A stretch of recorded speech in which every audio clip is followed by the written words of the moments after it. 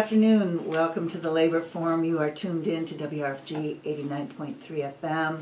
And behind me you hear the great song by John Fromer called We Do the Work. It starts the Labor Forum off now for about the last, I can't even remember, 3 years, maybe even longer. So I chose that song when I first started taking over for Gary Washington, and a big shout out to him for having initiated this program here on the airwaves of WRFG back in 1986. Anyway, I liked that song one. I think it's got, it's toe tapping, and we hum along here at the station. But I also think it describes who we try to get on this program. It's all the people who do the work. So my name's Diane Mathewitz, and I'm a retired auto worker, and I worked for 30 years, 30 years, on the assembly lines of General Motors. Seated next to me is Paul McLennan, retired MARTA worker. He is a member of the Amalgamated Transit Workers Union. Hi, Paul. Hey, Diane. So we're just excited to be here. Here it is, December 15th. The opinions that are expressed on this program are not necessarily those of the Board of Directors, staff, or volunteers here at WRFG. But this is a program that illustrates why WRFG is on the air and has been on the air for 41 years, and why we work so hard to keep it on the air. And we are a listener-supported station, no commercials, no big corporations telling us either what to say or what to play.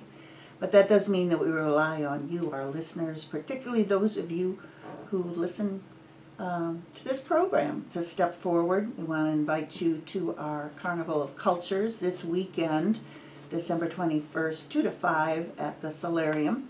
If you've been listening, you know that we have all kinds of exciting things that will take place. We're going to have African drummers, we're going to have Celtic music, we're going to have food from around the world, we're going to have a caricature artist, we're going to have a live auction.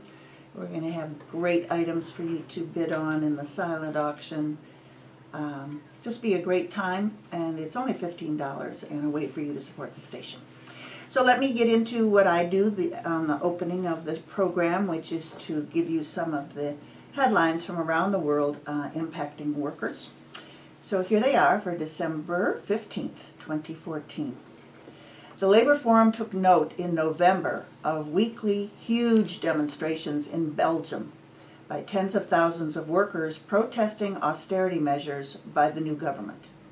The anti-worker agenda of this right-wing coalition includes raising the retirement age from 65 to 67, scrapping a national mandatory cost of living raise to keep up with inflation, and severe cuts in a variety of public services.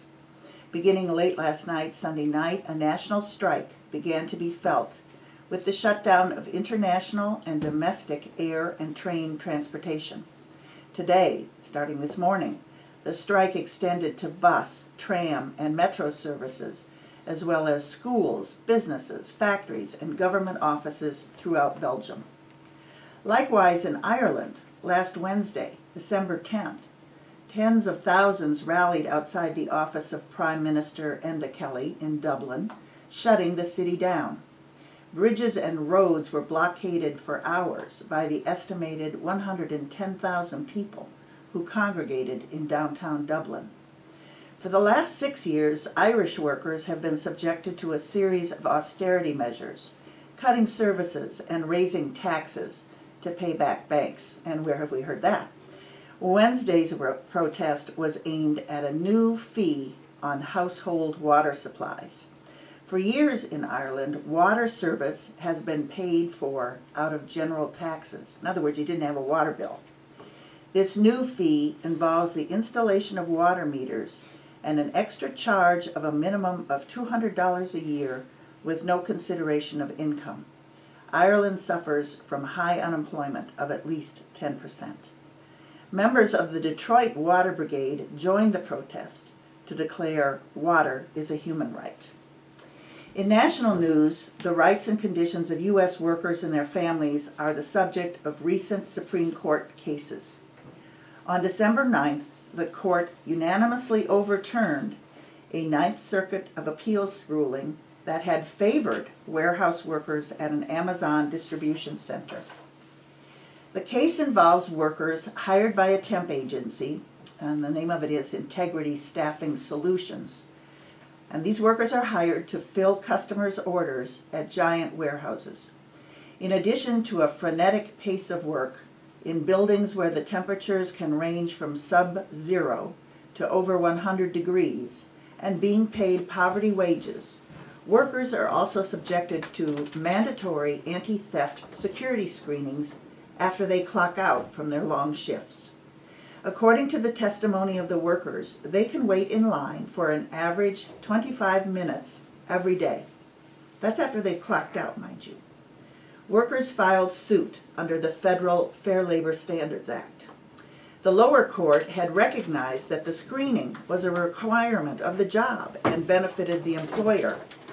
The staffing company, Integrity Staffing Solutions, appealed.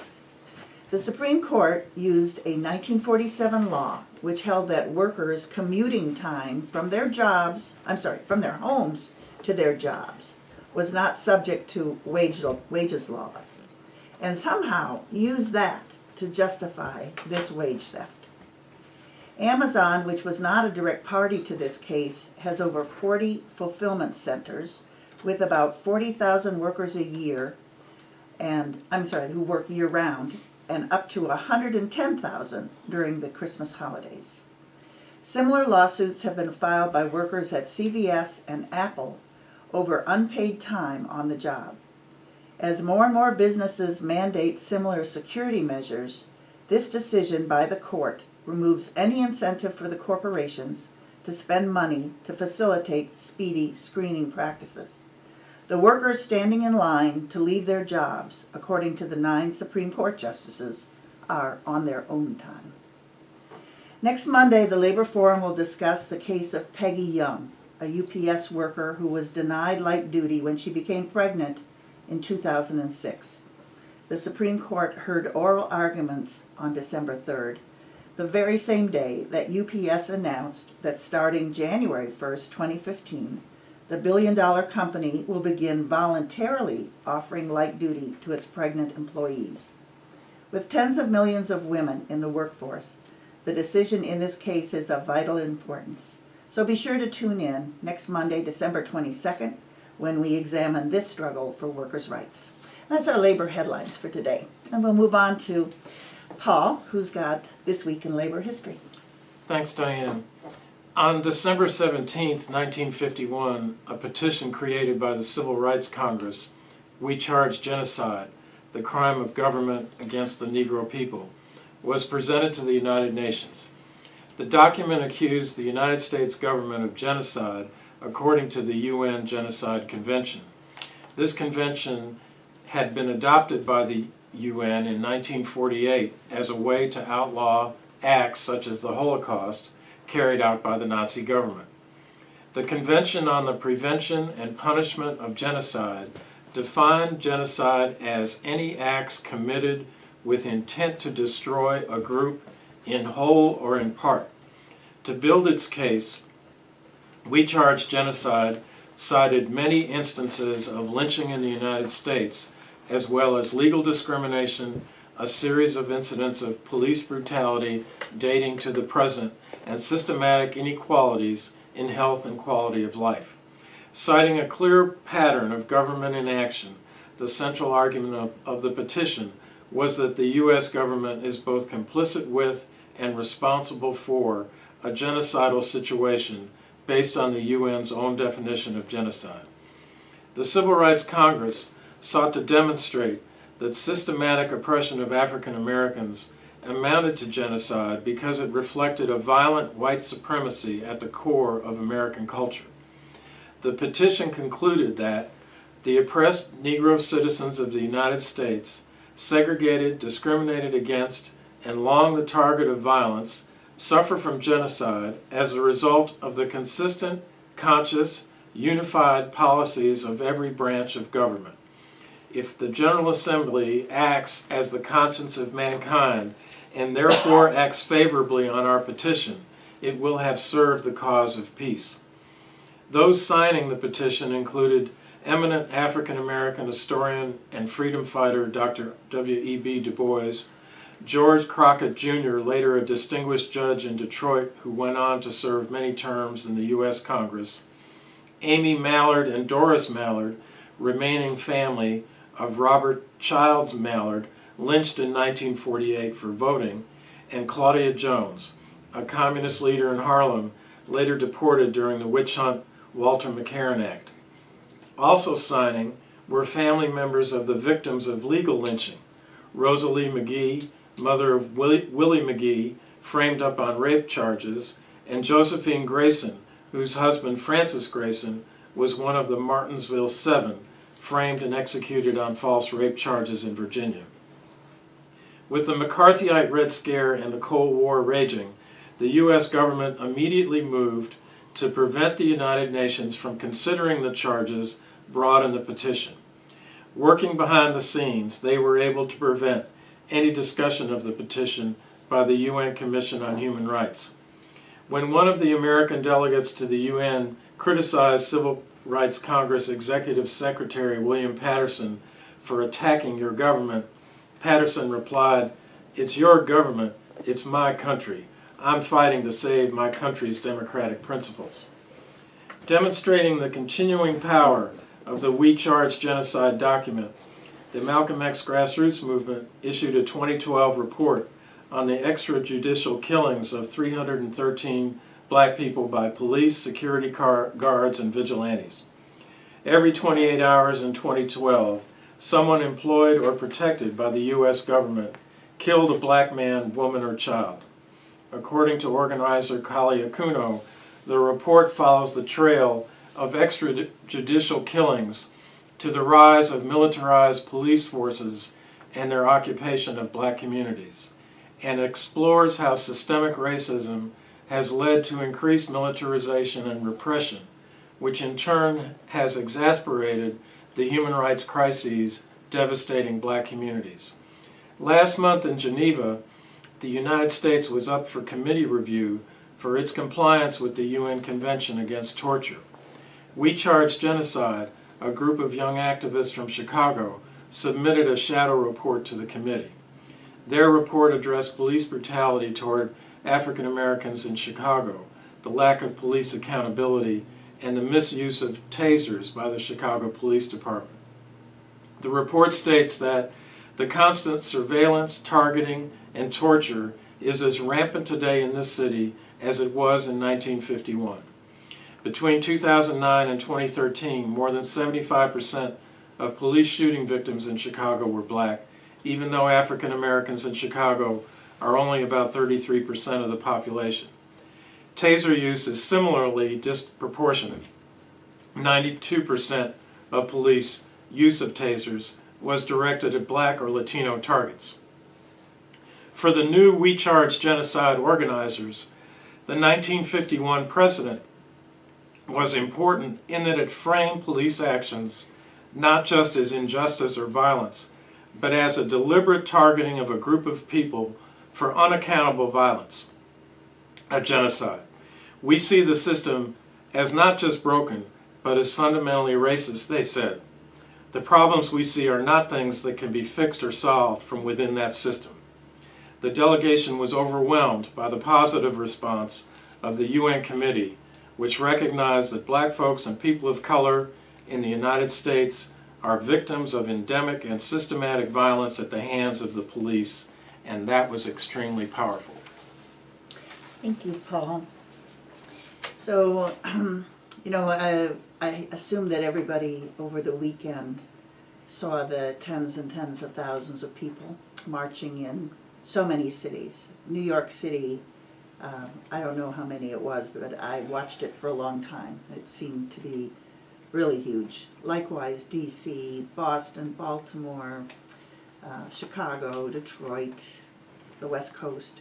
There were just demonstrations. There was a demonstration in Rome, Georgia. There were just demonstrations all over. And so it's really, again, the kind of intent of this program to make it very clear that when we're talking about worker issues, every issue that impacts any worker is a worker issue. And we've really tried to frame our conversations here at the Labor Forum on WRFG in the context of the rights that are supposed to be for every human being. And that they're called human rights that you have just because you are born and you're human. And so we're really pleased by who our guest is today in the studio. We're actually going to kind of have him do double duty. First he's going to give us a report on the SHROC, it's called the Southern Human Rights Organizing Conference. It took place in Savannah this past weekend. And then we're going to later go on into the We Charge Genocide and the human rights framework of this current situation where we see so many tens of thousands of people in motion, determined and demanding that there be police accountability and the end to what has been described by many as a genocide. So we want to welcome Ajamu Baraka. Hi. Thank you, Diane. It's really my pleasure to be here, to join you and to join Paul, to be part of this very, very important conversation and important program. I mean, it's really significant that you're able to bring this program with the kind of perspective that it brings to the airways, because people have to be reminded that we are in fact the majority. People who work in this country, people who are workers are in fact the majority, but quite often our values, our worldviews, our perspectives are not really represented in any significant way. Absolutely. So, Paul, did you want to, both of us, Paul and I both know Ajamu for a number of years, do you want to throw in a little praise as well? Well, I'm very honored and happy to have Ajamu with us today, and he's a longtime human rights activist and a mentor to me in understanding and appreciating the human rights framework, especially in terms of the need for us to build a people-centered movement for human rights, and I hope we'll get a chance to talk about that today. Okay, so Ajamu, you were in Savannah this past weekend. Yes. Maybe you could start off by letting our listeners know what SHROC is, what this conference is that happens every 2 years, how it got instituted, who goes to it, and then maybe what was discussed at it. The Southern Human Rights Organizers Conference is a process that started in 1996. It's a biannual conference. The intent of the conference, or the mission of the conference, if you will, was to bring together folks in the U.S. who had a sense that what we were facing in the U.S. was something that went beyond just so-called civil rights, but that they were in fact reflective of human rights violations. So the intent was to bring people together to ground us in a deeper understanding of the human rights framework, how we can fit into that framework, and in some ways how we might have to transcend that framework. But to bring us to that framework so we can begin to figure out how we can use it strategically to reframe our understanding of what we are facing, and to re-articulate strategically where we needed to go in order to address the constant and persistent human rights violations that we were being subjected to. So the conference that took place this weekend was the 8th conference. It was in Savannah, Georgia. The ideal of Savannah is also consistent. We've been moving the conference around to various parts of the South to help to facilitate local organizing, to use it so that people could use it as a jump-off point or a spark, if you will, to facilitate their local work. We usually have a direct action at these conferences. So this weekend we're in Savannah. In Savannah we were hosted by the International Longshoremen, 1441, and powerful union, and they basically gave us full run of their building, which was significant because we don't have any resources. As everybody probably knows, you know, the resources being available to radical groups, if you will, has basically almost completely dried up, which is all right with us, because you know there's a certain kind of disadvantage you have when you you get connected and get sometimes maybe dependent on some of these liberal resources. So the last few years, last couple of shocks, we have been forced to go back to the source, if you will. Right. Just like WRFG. There you go. To go back to our roots, go back to the people. That's right. You know, and to organize this thing and depend on the people themselves, and that's what we did. So people had to get themselves to Savannah. They had to find their own, unfortunately, their own accommodations. But you know what, Diane and Paul? This was one of the most powerful gatherings we had in a long time. Because everybody who was there was motivated to be there. And everybody who was there was clear on the mission and understood that we are in a interesting and really critical moment. And that us coming together to dialogue with one another, to inspire each other, to debate how we move forward at this critical moment was really, really important. And that's what we did. I saw some pictures. I really intended to go, but I have to tell folks I was working on this WRFG fundraising event, so I wasn't able to go. I've been to them in the past, and I know that there were numerous low-wage workers. For example, the National Domestic Workers folks here from Atlanta were there. I know Black Workers for Justice people, the Southern Workers Assembly people were there. Who else was there? The United Workers Congress, is that? Yeah, it was workers from really all over the South. I can't remember all of the different formations that were there, but you know, we've always tried to make sure we had a working class base, because we are of the opinion that the working class perspective, the working class reality has to ground our struggles here in this country, and in particular in the South, especially in the South, with the kind of role that the Southern region is playing in the U.S. economy, and that economy, of course, being connected to the global economy. So we had all kinds of folks there. We had a very interesting and significant representation of young folks. I don't know if folks had a chance to see some of the pictures, but we had a full third of the conference was probably folks under 30 years old. We had a youth plenary that took place Sunday morning, and it was really impressive. We had a number of people who were there who were involved in the Ferguson struggles. We had Jamala Rogers from the Organization of Black Struggle out of St. Louis, whose group was one of the main groups that, in fact, trained many of those fighters in Ferguson.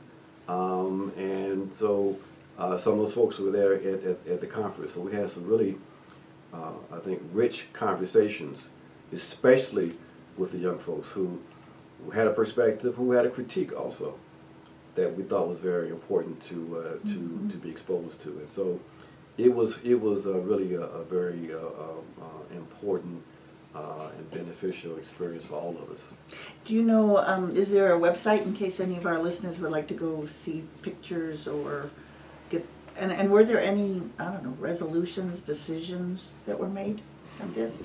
Yeah, the resolution was we're going to keep on struggling. The best resolution of all. Exactly. The folks can go to look up the Southern Human Rights Organizers Conference. I don't remember the specific website. You can also go to the website of the base organization, the Mississippi Workers Center for Human Rights, and you can get pictures and see some of the information that was disseminated during the weekend. But in terms of a sort of organized sort of marching orders, if you will, that didn't really happen as a full conference. What we did have, we had a series of strategy sessions where groups came together to look at issues like how do you develop as part of a survivor program co-ops, for example. What should be the next steps in terms of organizing workers in the South? How do we continue the process of building a Black Left Unity network? So these strategy sessions were organized, and people came out of those sessions with certain kinds of commitments. and to move forward. Okay. Was there an international dimension to the conference in terms of any speakers or plenaries?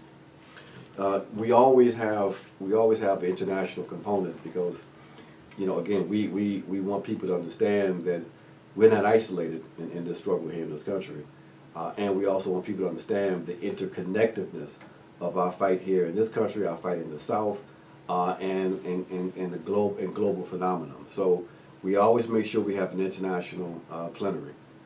This year, I had a chance to moderate that plenary.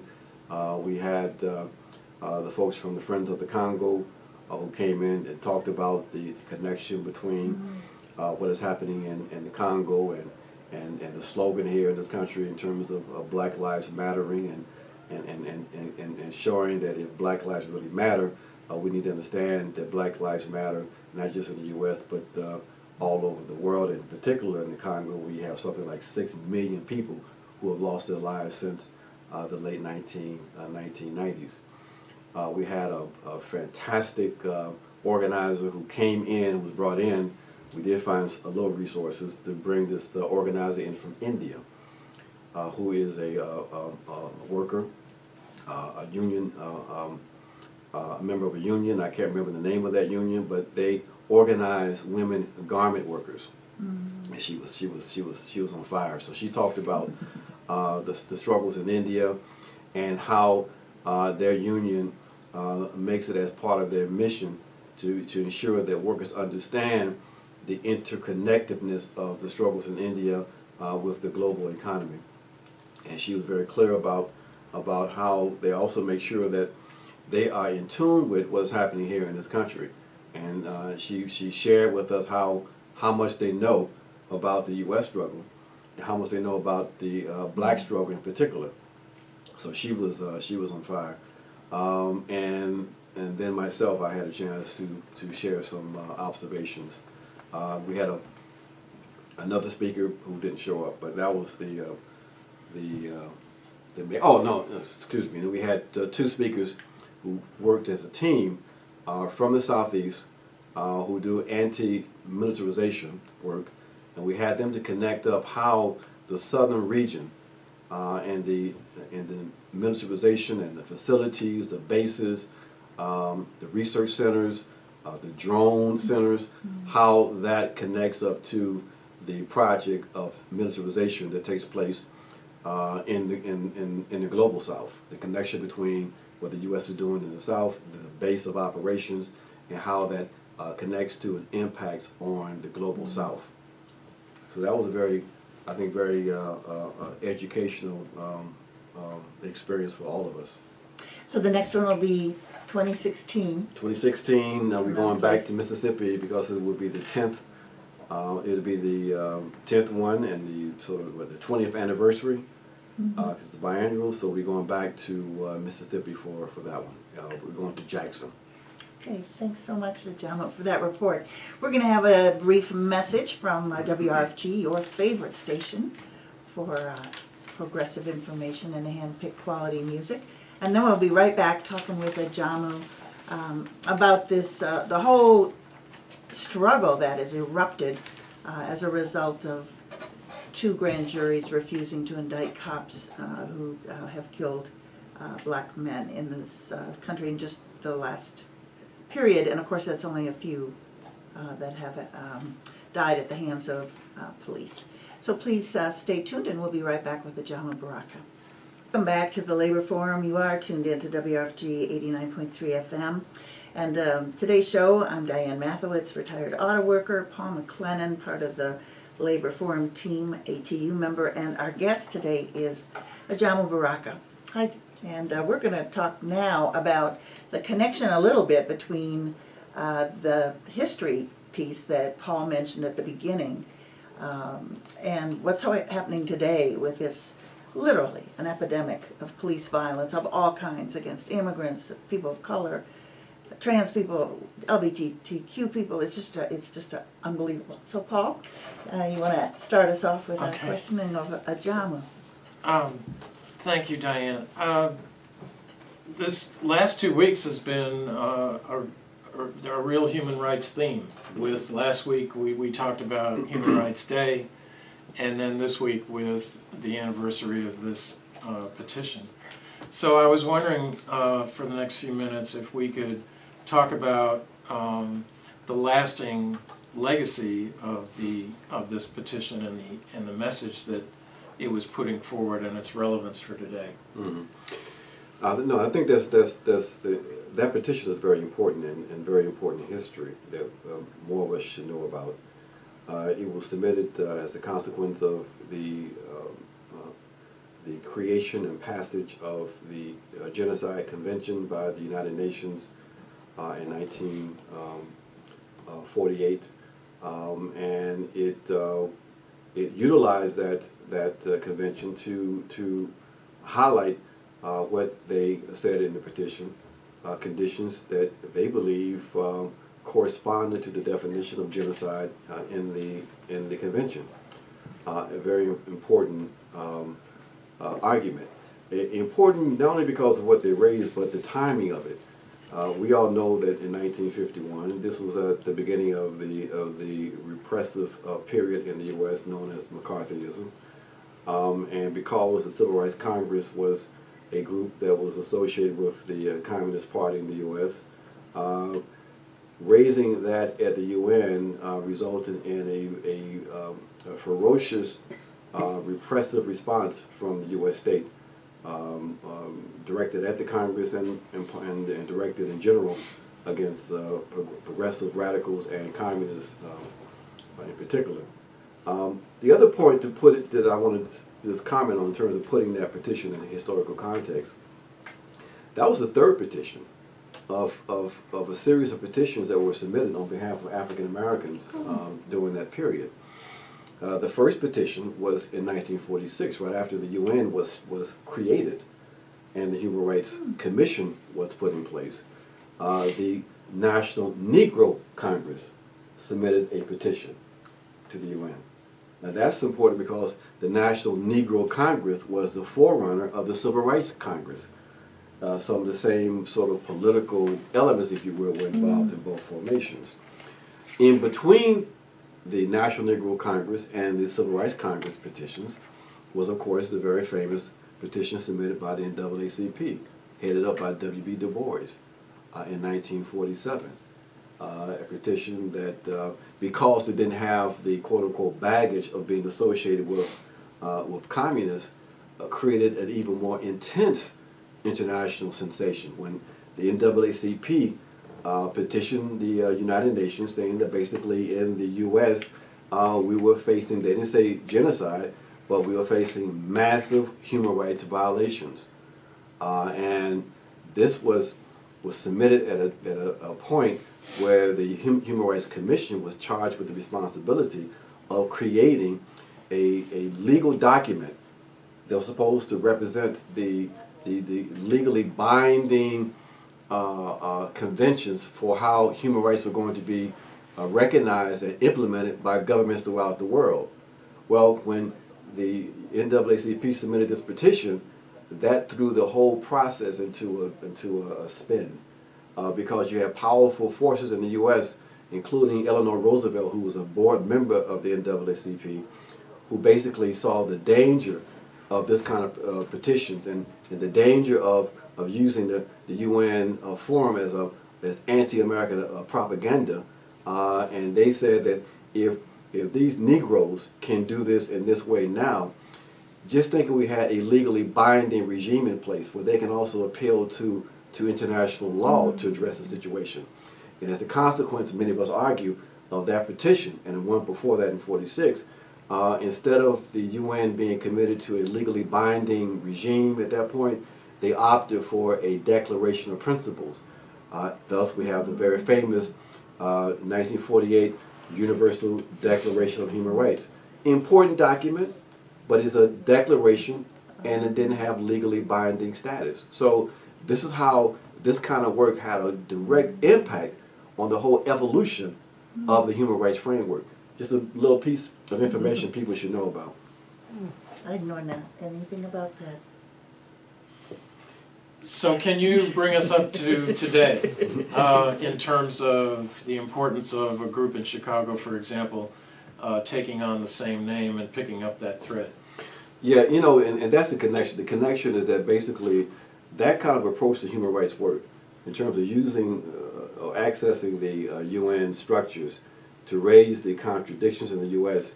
has been fairly consistent among African American radicals. So it was significant that they raised up again the "We Charge Genocide" slogan and argument as a consequence of the rash of murders by representatives of the U.S. state over the last couple of years, and the response was somewhat similar as in 1951. That is, that there was a ton of international exposure that they received, and even U.S. exposure. But for those of us who were following that situation, we saw that they got a lot of international exposure, a lot of international media play as a consequence of not just, their work, but their protests they made at the UN, which was very important. So the connection is basically that the argument is that we have a U.S. system that's out of control, that's not providing equal protection under the law to its U.S. citizens, that people have been losing their lives at the hands of the repressive apparatus, in particular the U.S. police force, with impunity, and that what's needed is international scrutiny, international intervention, if you will. That's the argument that was made in '51. That's the argument that was made a few months ago in Geneva, and we can talk about what that really means, because there's a difference between '51 and today, in terms of how we look at that kind of work and how we conduct human rights and how we see how human rights are going to be realized. Could you connect one more dot for us before we move on, and that is that domestic policy, which is being targeted when we talk about police brutality or the death penalty, is connected to a foreign policy that's responsible for what we've heard in the last week about torture and Guantanamo, and how this is really a comprehensive, holistic agenda. You know, it really is. I mean, I'm glad you made that connection, because when we talk about the release of the Senate report, the sort of a sanitized version, if you will, of a 6,600-page report, what we see with that report and with the non-indictment of the police persons in Ferguson and then in New York, we see what connects those two things is the issue of impunity. The fact that these crimes can be committed without any kind of consequence. So with the release of the report on torture, we find that while there's this exposure of some criminality, or massive criminality on the part of the U.S. state, the Obama administration had made a decision early on in this existence that there was not going to be any kind of legal retaliation, legal prosecution, real serious investigation. So that basically we have impunity. People are demanding that there's some kind of response now, but the legal channels for bringing those people responsible for these policies to justice is starting to really significantly disappear. So the connection is that basically we have, you know, this common enemy, if you will. We have a repressive state that's operating domestically, and we have a repressive state that has an international arm also, of course, and that they're connected. And so when we talk about, you know, the role of the police domestically, we can't understand the role of the police without understanding the role of the repressive apparatus, the military apparatus internationally, because they both are connected. And so, you know, it's important that people understand that, so that, you know, while it's important to demand quote-unquote justice, if you will, when these kinds of killings take place, we can't be naive. That basically, that what these folks are in fact doing is exactly what they were trained to do. Mm-hmm. That they are representing the interests of the bourgeoisie, and that the focus right now is on those communities that are now the most sort of socially redundant, if you will. Right. The surplus population of young workers who are unemployed in these zones where basically capital has completely disappeared or withdrawn itself, where there's massive unemployment, where the only way people are surviving is through the quote-unquote informal economy. You know, you hustle, you do what you can, what you need to do in order to survive. And the policing intensifies to control and contain those populations, including the rash and intensification of killings.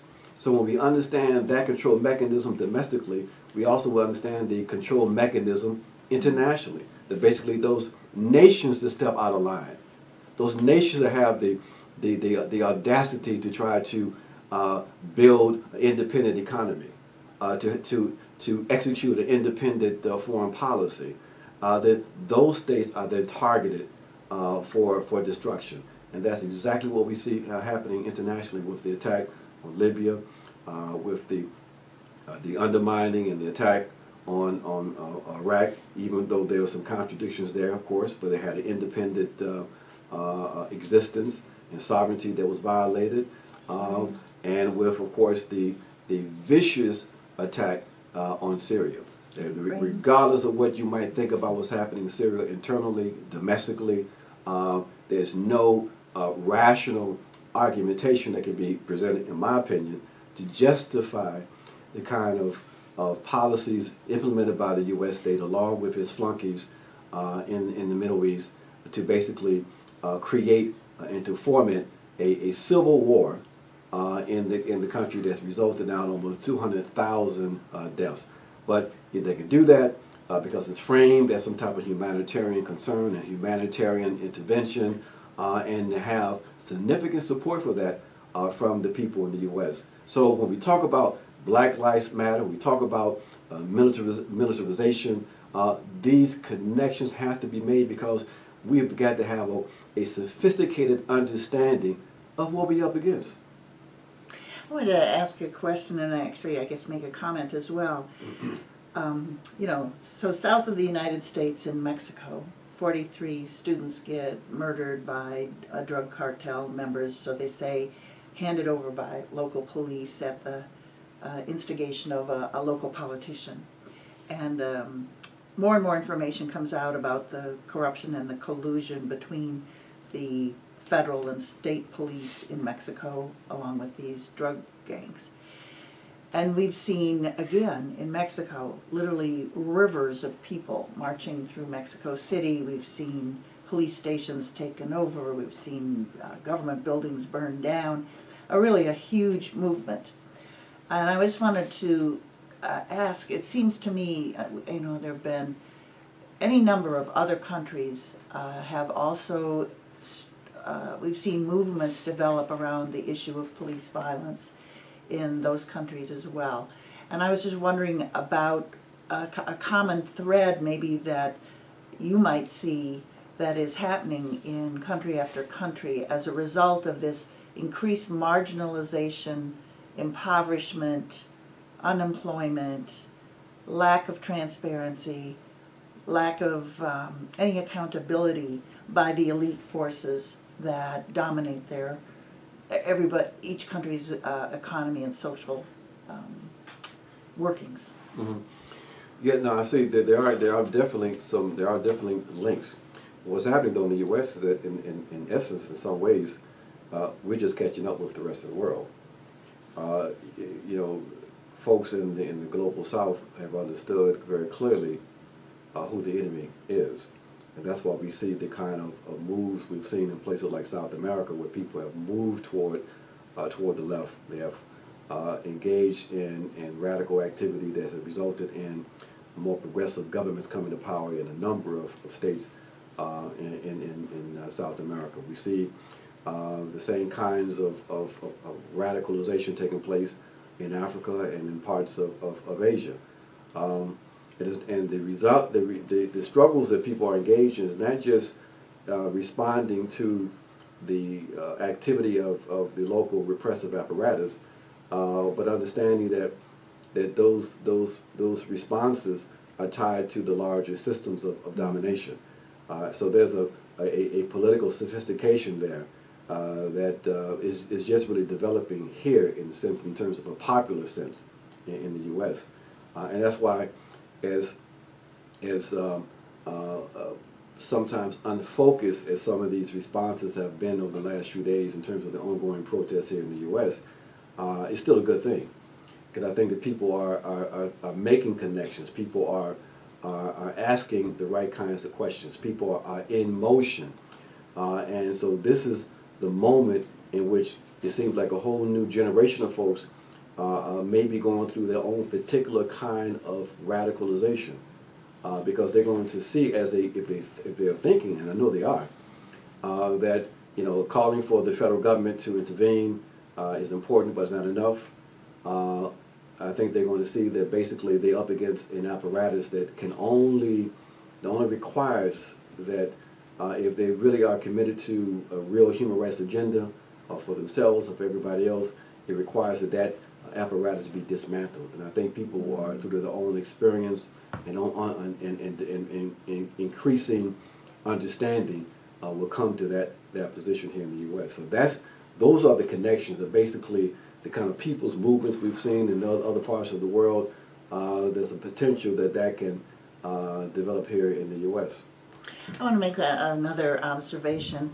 When I look at the pictures from the 1963 March on Washington, for example, I see literally hundreds and hundreds of posters and signs signed by the UAW and many other unions. And when I hear and read about what's been happening in Mexico, the teachers union, the electrical workers unions, all these unions of workers are playing a really major role in this protest that is sparked by this horrific murder of 43, it was actually 6 more who died earlier, young teachers, and the disposal of their body by burning them in a garbage dump.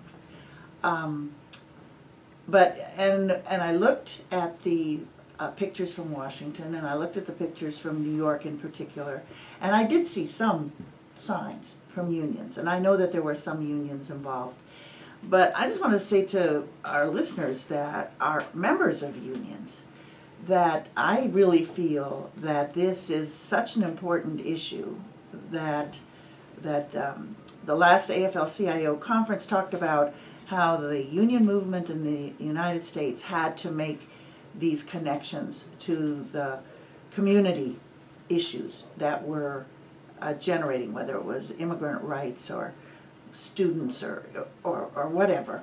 And I'm just wondering where those unions are. I know that right after Ferguson happened, after Michael Brown was killed, any number of unions issued statements. And we read some of them here on the Labor Forum.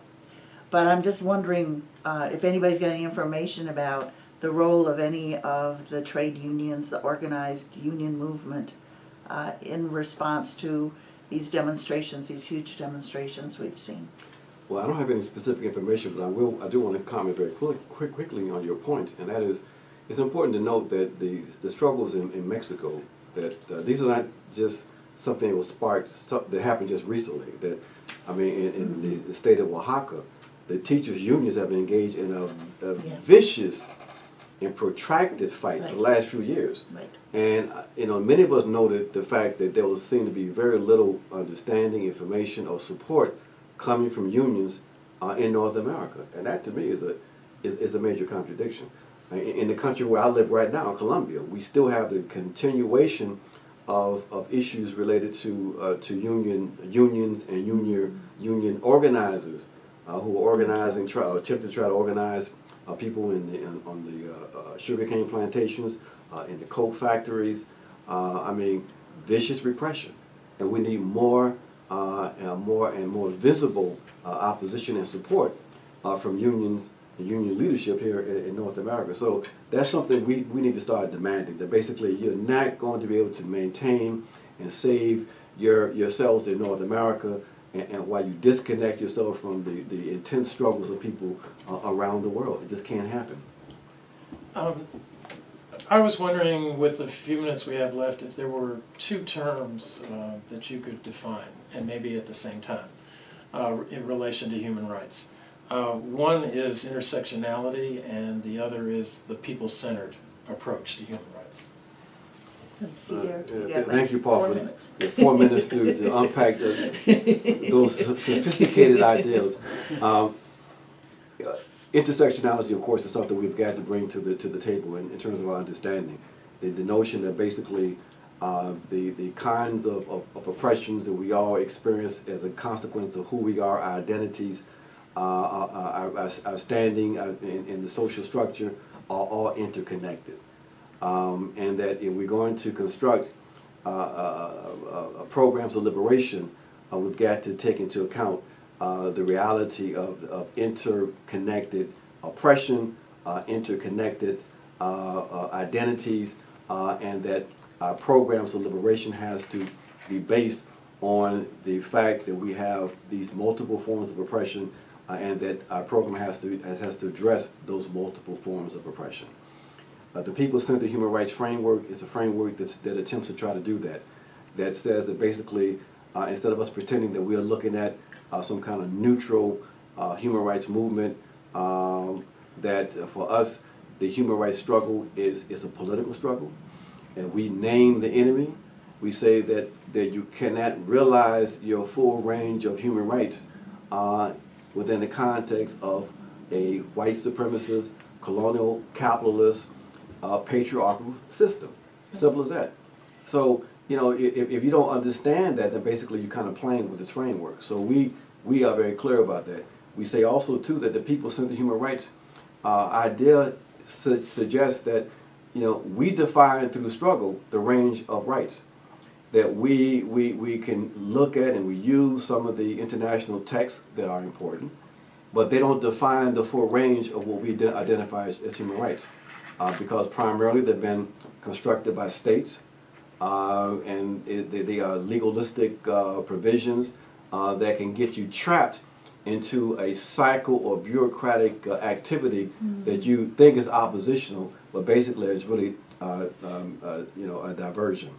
So we say that the full range of human rights, what we define as human rights, will come out of struggle, will come out of the construction of the people, and will be based on the needs and the aspirations of the people themselves. So that and what they might look like is open-ended. There's no, you know, text you can hand to people, say these are your human rights. We say basically that what we have to do is have an ethical foundation.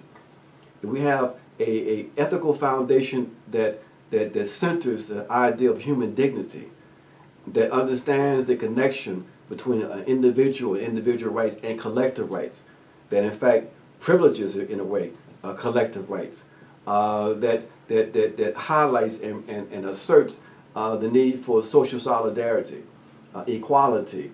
And then based on those principles, we can determine how societies can be organized. We can then define what we consider to be the range of human rights. That's the people-centered approach to human rights. You did it. So folks, you just heard Ajamu Baraka. We're really happy that he was able to stop by the Labor Forum today. This is Diane Mathewitz saying goodbye. Thanks, Diane, for this was a very, and thank you, Ajamu, for this show. It was very Right. good. Thank you for both of you. Yes. And we'll be back again next Monday. Be sure to tune in 4 to 5. And of course, you can go to the YouTube channel, the Labor Forum YouTube channel, and you can watch us, besides just hear this great interview. And you can play it many times. Thanks a lot. Bye-bye.